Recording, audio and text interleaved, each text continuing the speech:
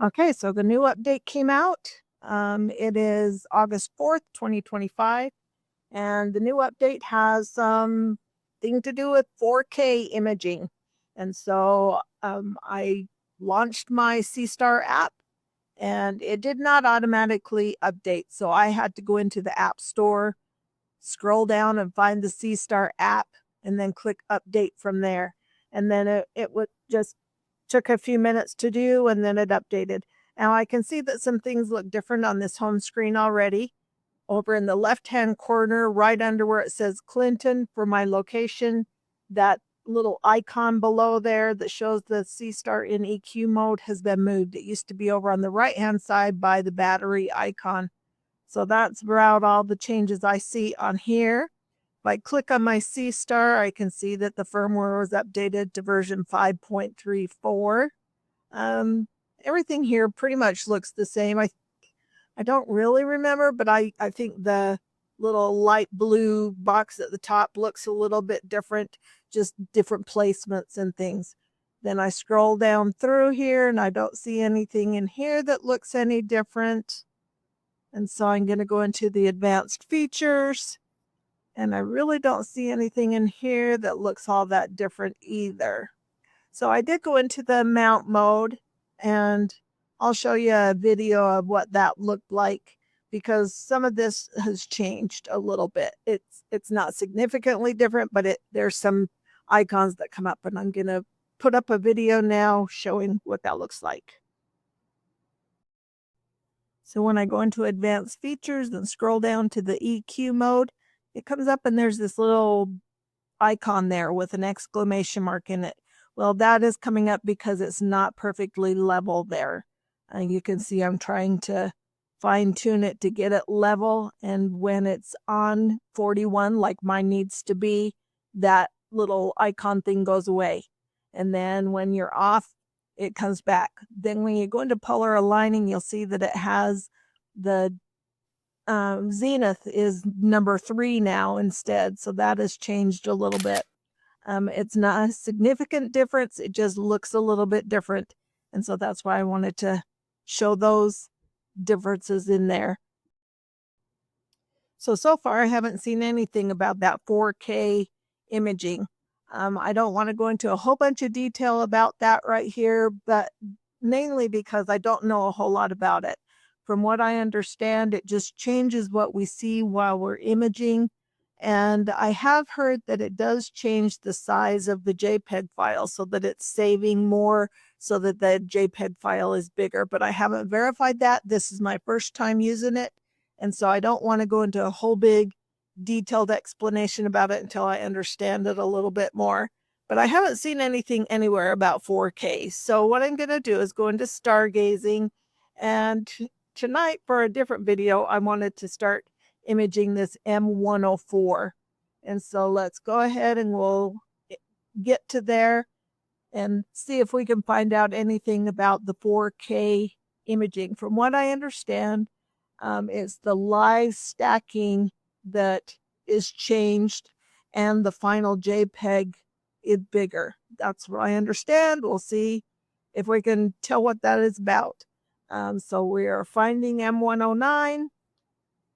I did go to it earlier, so it shouldn't have to do all of that enhancing and all of that stuff. So I'm hoping as soon as it finds it, we'll be good to go.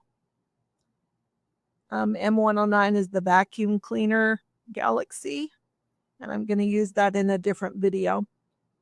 All right, so it's found it. See, I still don't see anything on here about the 4K, but let's wait until it stacks a live visual image of the object and see if anything changes. So far, I don't see anything changing. The only thing I could think of, well, it just saved something, and I don't see anything about 4K. So let's go up here into these 3 dots and see, since that's the settings, we'll go in there. Oh, there's the 4K thing. So if I click on it, it won't do anything. So it's not letting me slide it.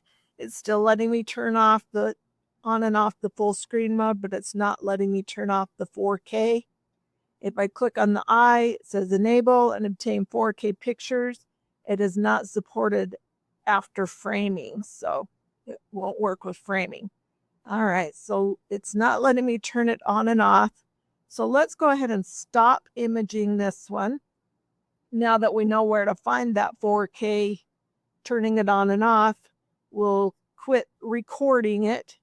And that's what we had to do. We turned on the 4K now. So now let's go ahead and restart the imaging. And we'll see how it works. I don't know that we're going to see a major difference right away. It probably is over time that it's going to become better. So I will, we don't really want to sit here and watch it for too long, just waiting to see if it looks any different. But we'll do it for a few saved images and see if we can see any difference. That looks pretty much similar to the last one that it saved before we turned on the 4K. But my guess is it's going to just make it enhanced as we stack more images. So I think what I will do is tonight I'm going to do some imaging, and I will take some still shots along the way as it saves, and then we'll see if we can see any difference or what we need to do differently or how we're saving things. So from my understanding is it doesn't change the subs that it saves, the FITS files. It's not changing each of those. All it's changing is the live view. And then another thing I read about it made it sound like it is enhancing the JPEG file and making it bigger so that when you go and enlarge it, it doesn't pixelate as much as it did prior to the update. So we've turned on the 4K. We'll see if we can see any differences along the way, and I will bring you back. But that is how I found to turn it on. It wasn't really as clear as I thought it would be. I thought it would be more obvious, but we found it pretty easily. And so hopefully that has helped everyone else find it. And we will bring back some more images as we save them tonight, and we'll see if we can see any difference. And maybe we wouldn't in the course of a night, but anyway, we've seen a few changes that the app made with the update, with moving some icons and changing the polar aligning wording and things. So there's some new things to learn in this new app update. Not sure if we're going to see a big difference, but those are some of the changes we've seen. I'll bring you back and do some still shots as it starts saving this object, and we'll do it for a little bit of time. Probably not a super long time, but a little time. So I'll bring you back.